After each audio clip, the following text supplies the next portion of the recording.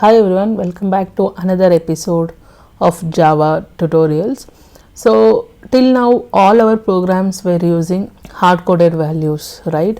In real application, values usually comes from user, so we don't hard-code it. So in this video, we will learn how to take input from user using the scanner class. Why do we need input? So without input, programs behave the same every time. Values are fixed, and with input, programs becomes interactive and the behavior of the program changes based on the user data. So that's where scanner comes in.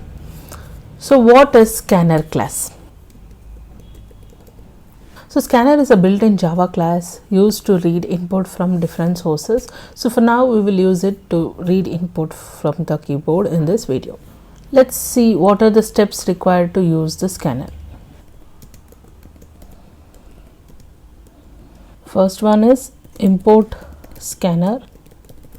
So scanner is a Java built-in class, right? So from which package should Java get this scanner from? So Java doesn't know where the scanner is and from where we should read. So Java lang is automatically imported. That's why you use system such classes like, for example, system, and this comes from Java lang, and Java lang is automatically used. But how about the scanner? So that's why we need to use a import statement. So import statements, importing these packages are normally done before declaring the class. We have to add all our import statements above this. So these comments can be added anywhere. That is not considered by Java. So basically let's add it here. Import Java dot. So you can see all the packages inside this. Now we will use util dot scanner. So this is the first step we need to follow to use the scanner. And what if you don't know where that scanner package is? If you are using tools like IntelliJ, that's the advantage, and it automatically, when you type, it just shows you that java.util has this scanner package, and you can click on this and that will automatically import this scanner. For example, I'll remove this. Okay, Java class doesn't know where this scanner comes from. So here, if you see, hold the mouse over that error, it shows cannot resolve the symbol scanner. So it just select import class here, okay, which is import Java util scanner. In this way, even if you don't remember the package, you can directly import using this way. Okay, let's see what is the second step. Create scanner object. So we have to create this scanner object, something like this, with new scanner, and we have to pass what is the input type here. That is, now it's system dot in. It's the input stream. So in the previous video I have already shown, right? So in the system we have out. So system dot out is nothing but the output screen here, which is a stream which prints the output. The same way, in is nothing but the input from the user. So it connects scanner to the keyboard here. That's why we are passing this. So like I mentioned here, the in is again a input stream which takes input from the keyboard. Next step will be reading the input. Okay, so how do we read the input?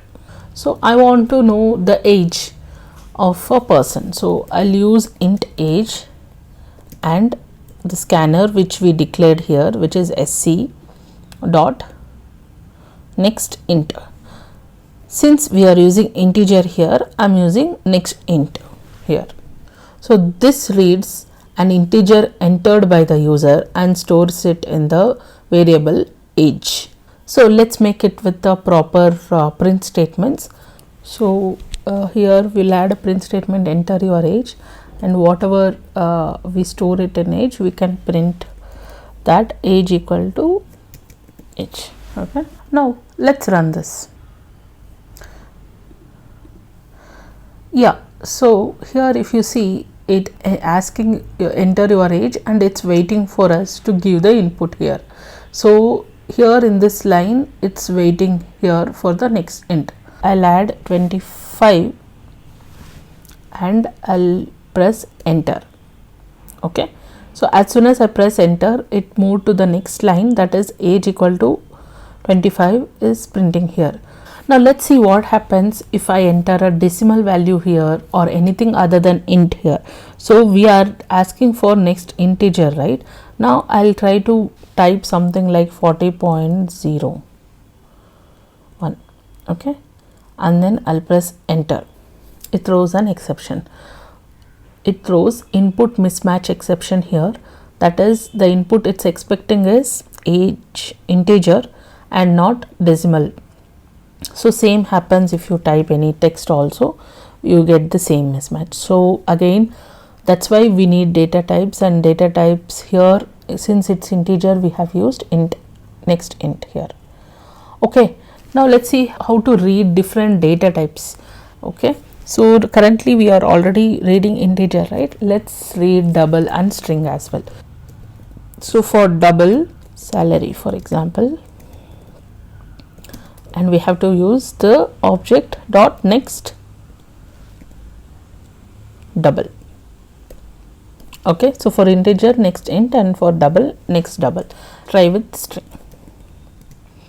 Name equal to dot next. So for string we can use the next here, so which takes a single word. So if you want to give more than one word here, you have to use something called next line. Let's add some print statements to differentiate this. Enter your salary and enter your name. Okay, and let's run this. So yeah, first it's asking to enter the age, which is 25, and salary maybe 50,000, and name PrepLoop. Okay, and let's enter this. Yeah, I'm not printing the salary and name. I'll quickly print that. So name equal to name and salary equal to salary. So let's run this. Okay, again let's enter 25, salary 50, name is PrepLoop. Okay, name, age and salary.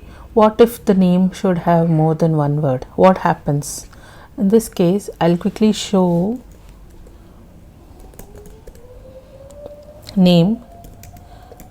Okay, now if you see the name, only the first word is taken, the second word is ignored here, because the next means it's only one word, and if you want to take the second name also, then you have to use something called next line. Okay, so how to use this sc.nextLine we will see next. Before that, I would like to cover a common beginner confusion when we actually use next int and next line together like we used in the example. There is an issue by doing that. I will show you that by running this code. I'll give the age 25. I'll give some salary here. Next line should take the name, right? Here if you press enter, it's skipping to take the line from us. So when I used next, it was waiting for us, right? So this is one of the main confusion. The reason for this is we are using next int or next double previous to next line, right? Next int or next double always leaves a new line. So automatically what happens, the next line reads that empty input. The sc.nextLine here consumes the leftover new line. So how do we solve this? We can solve this in different way, but one simple way to solve this is, so since it takes that new line, right, we have to add one more scanner.nextLine, which is not assigned to anything. It automatically takes the new line left from here and then moves to this one. Let's run this. 25, some salary and name. So currently, as we have added one more next line, so it clears the buffer data. So let's enter the name here, like John Smith, and let's enter. Yeah, so we are getting whatever is expected correctly. Now let's try one more problem here. So I'll comment all this. Yeah, now I'm just asking for a number and I'm storing it in n and I'm printing n star 2. Yeah, let's run this, and it asks for a number. I'll give 5 and the answer will be 10 because it multiplies with 2. Now the common mistakes we usually do is we forgetting to import the scanner. If you don't use the IDE, it throws the error for the scanner class, and the next one will be using the wrong method. For example, for integer, instead of int we are using next for here. For example, it's again a error. It returns this method, returns string here, whereas this integer is expected. So using the right methods are important based on the data type. And closing the scanner early. So till now I didn't show how to close a scanner, right? So if I try to close this and the scanner is not available anymore, so if you run this now, it will throw the error that is illegal statement. Scanner is already closed and I am using here for a next input, which will not work. So closing the system.in may cause issues in larger programs. So we should handle resources properly and we should make sure the scanners are closed at the end of the program. A few interview notes here are: scanner is slow for larger inputs, okay, and it's used mainly for learning and small programs only and not in real world big large programs, and alternatives are there. We will explain that in the later topics. Then when should we use scanner? Use scanner while learning Java, and for small programs we can use scanner like small projects or something, or for understanding input flow we can also use.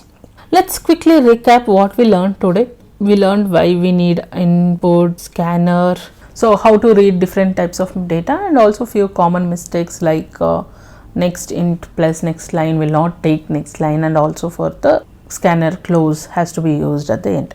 In the next episode, we will talk about comments and readability. For example, we are adding the comments everywhere, right? So let's see how to write code that is easy to understand and maintain. Okay. Thanks for watching.